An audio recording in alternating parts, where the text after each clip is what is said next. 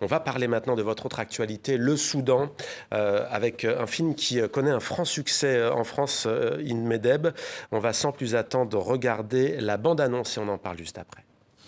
ينحى الحب جانا رافع عبء تجديد يا ناس كفانا سكوت انا طالع عشانك احميك وتحميني والعزة اوطاني ولا زاد السوداني يا ارض حرية ثورتنا مشروعة ملكتنا سلمية سلمية سلمية سلمية سلمية.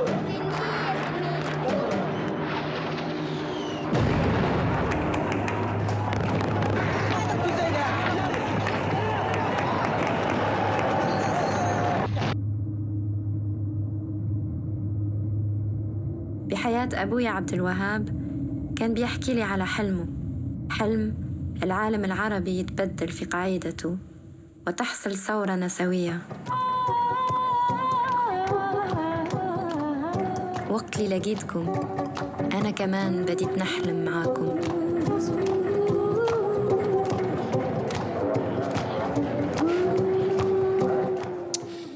Soudan, souviens-toi, In Medeb, après 30 ans de dictature sous Omar al-Béchir, vous dressez le portrait d'une jeunesse soudanaise qui, par ses mots, ses poèmes, on l'a entendu, ses chansons, a défié la répression militaire. Elle a montré ses rêves, ses espoirs, et puis tout s'est effondré, tout peut-être pas. On va voir s'il reste un mince espoir.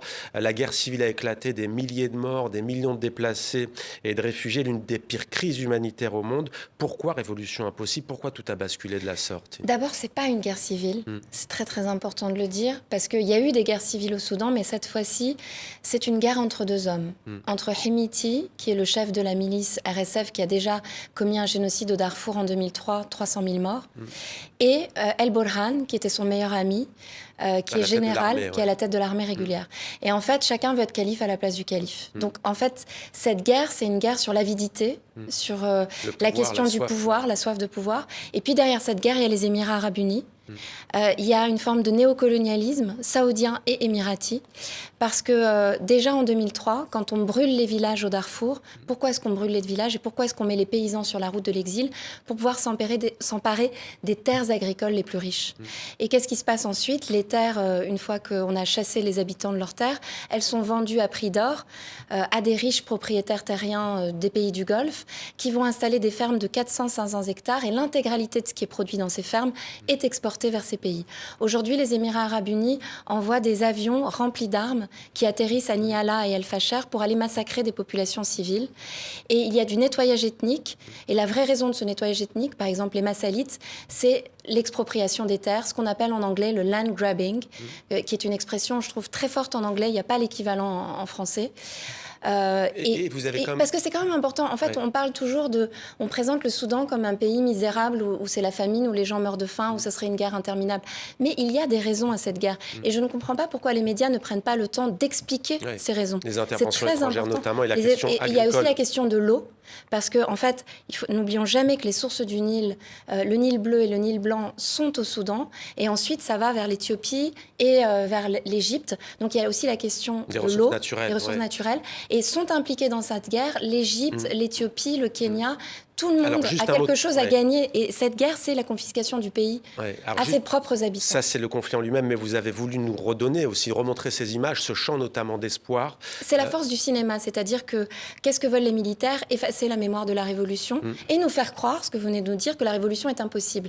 La Révolution recommencera autant de fois que c'est nécessaire. N'oublions jamais que qu'est-ce qui se passe après 1789 et la prise de la Bastille? Il va y avoir la terreur et un coup d'État militaire de Napoléon Bonaparte. Et puis 20 ans de guerre. Je crois qu'on a oublié qu'il a fallu presque 150 ans avant qu'il y ait les premiers balbutiements de la démocratie en France. Donc les Soudanais sont dans un mouvement vers la démocratie déjà depuis les années 60. Ils ont renversé 3 dictateurs, Aboud en 1964, Nimeri en 85 et Bachir en 2019. Le peuple soudanais est un peuple extraordinaire. Il faut le soutenir, il faut continuer à parler de lui. Et le titre du film, Soudan, souviens-toi en français, mais Sudan, Remember Us en anglais et Soudan, Yarali en arabe. Qu'est-ce qu'il nous dit ce titre? Ça vient d'un poème qui est dans le film, qui est à la fin du film. Ça nous dit que tous ces gens ne sont pas morts pour rien et qu'il ne faut pas les oublier. Parce que tous les jeunes qui se sont battus pour la liberté au Soudan et qui sont morts pour la liberté, il faut qu'on continue à les célébrer, à parler d'eux et à les représenter. Et ce film est un hommage à toute cette jeunesse. Un hommage à toute cette jeunesse Soudan. Et c'est un film très joyeux et très beau et un film où on plonge dans la musique, dans la beauté. C'est le dénominateur commun aussi aujourd'hui. Outre les papas, c'est la musique.